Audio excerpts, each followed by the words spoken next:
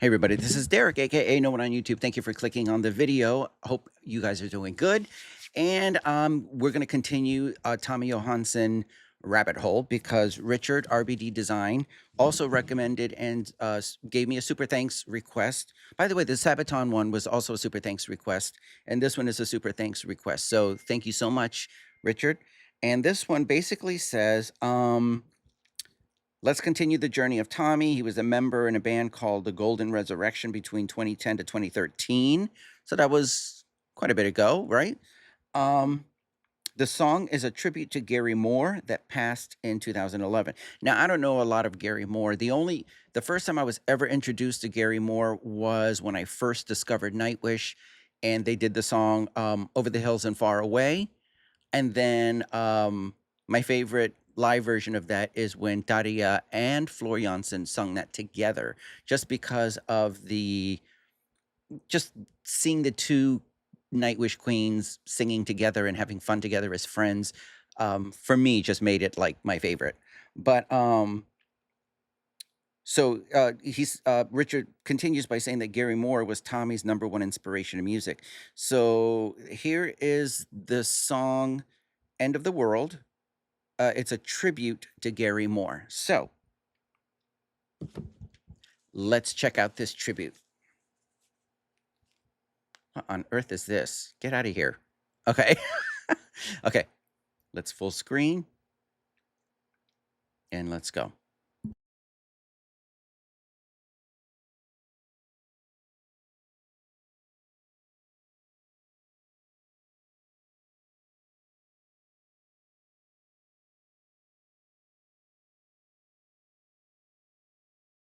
Oh, wow. 1982?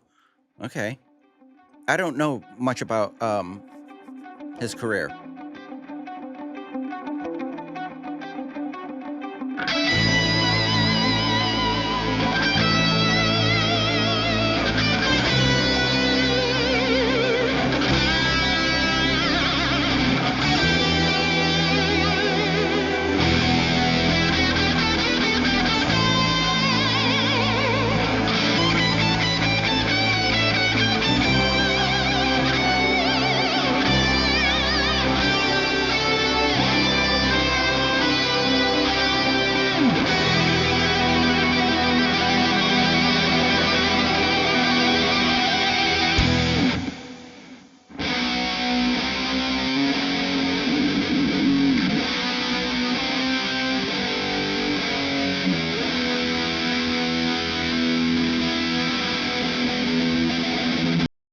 By the way, was Gary Moore's music rock or metal, or was it something else? I've never like actually heard his music, so maybe I should just check it out, the original, just to get an idea of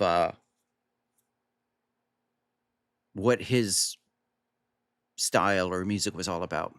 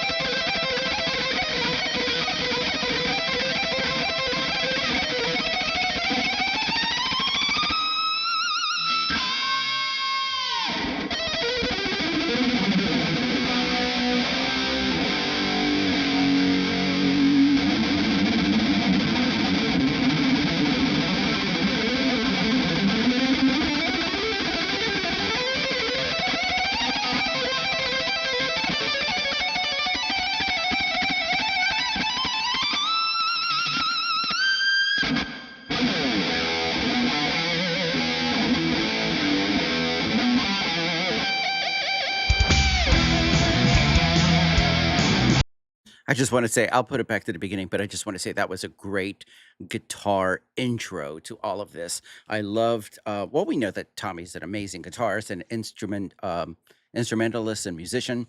But I just love all the different strategically placed pinch harmonics or using the whammy bar or bending the strings to get that bend sound. And then, of course, his scaling and his finger work is just, that was just beautiful, top notch. Let's go back.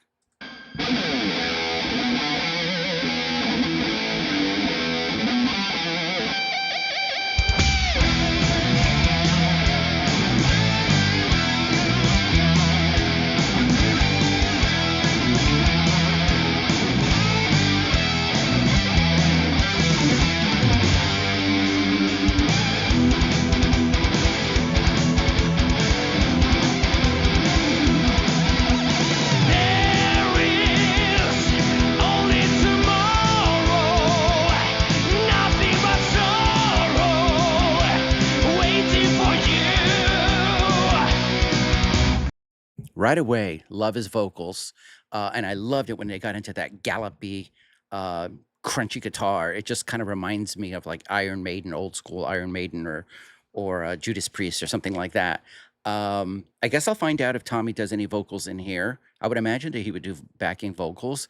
But yeah, I love this guy's. He's got like a nice, like gritty vocal.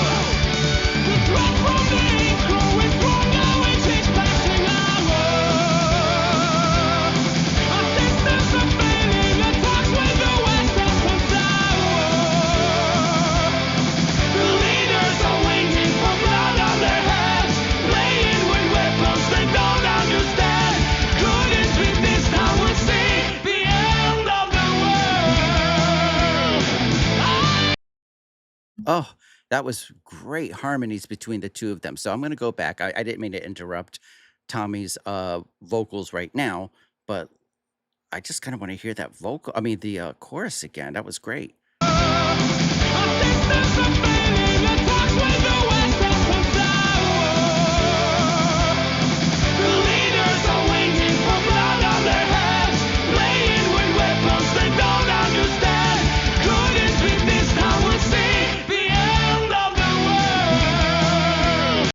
Oh, I think I caught a couple of the lyrics, and I really like that. Something about playing with weapons that they don't understand. Hold on.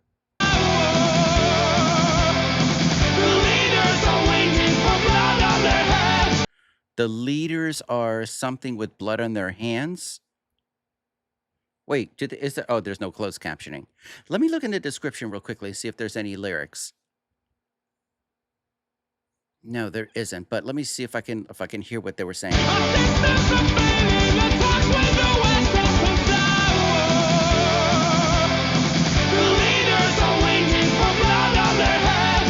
Did he say waiting? The leaders are waiting for blood on their hands?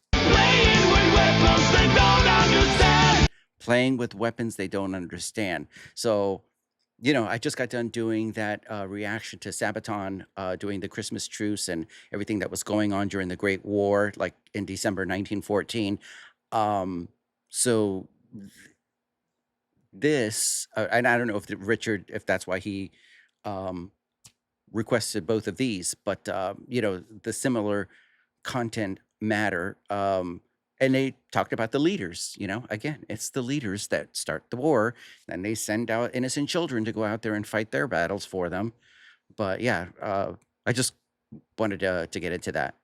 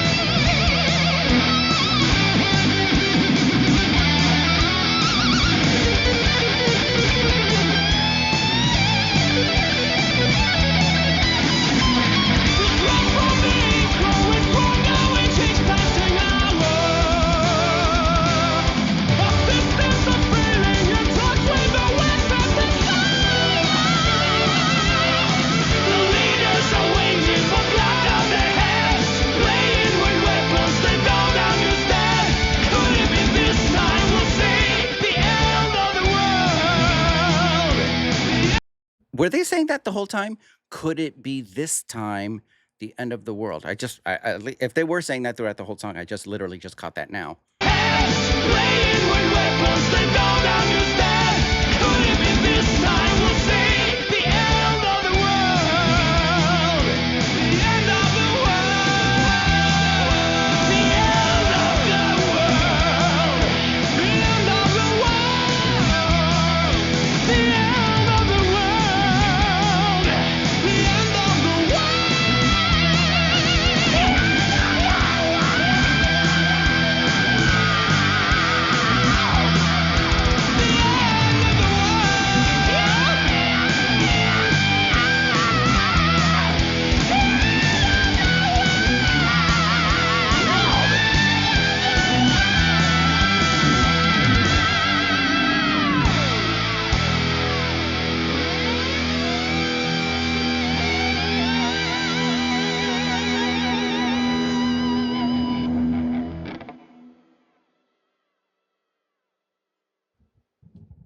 That was great. That one rocked so hard.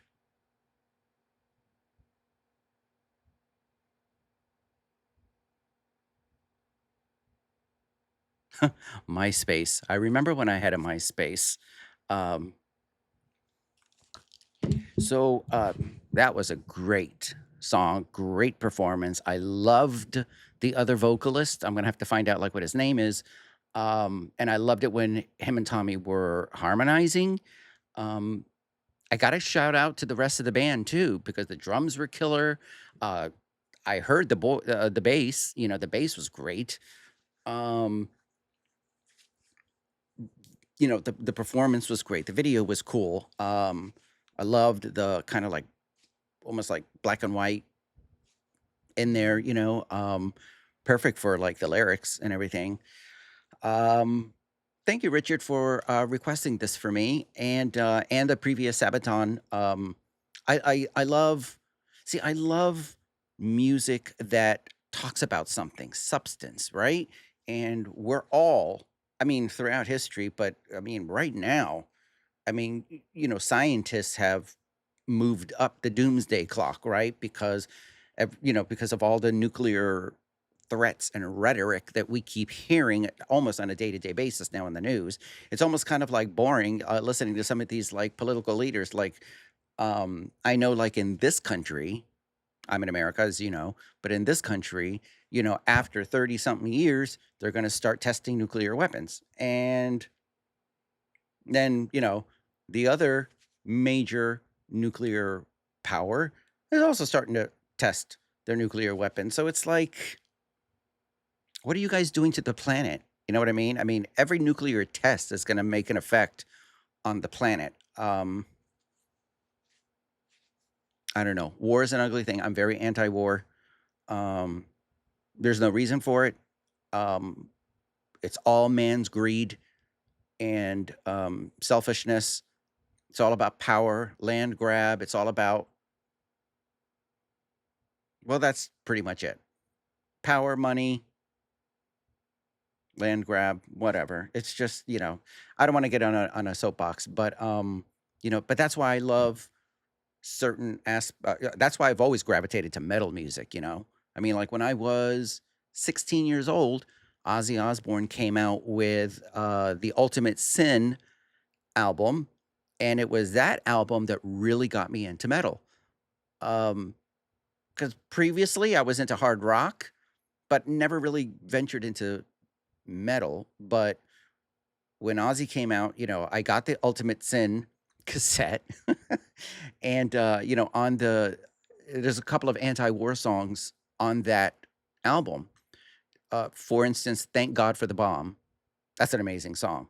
And basically, in the song, he says, "If that's the only thing that keeps the peace, or if that's the only thing that's stopping war, then thank God for the bomb." And we hear this in the news right now in 2025, entering 2026, that nuclear deterrent. So a nuclear threat is now a nuclear deterrent. So we're going to threat the planet with obliviation, and because of that, no one's going to use a nuke. I don't know. Just, um, there's another song on that Ozzy Ultimate Sin album, The Killer of Giants, and I think he starts off that song, if none of us believe in war, then can you tell me what the weapons are for? Listen to me, everyone. If the button is pushed, there'll be nowhere to run. So,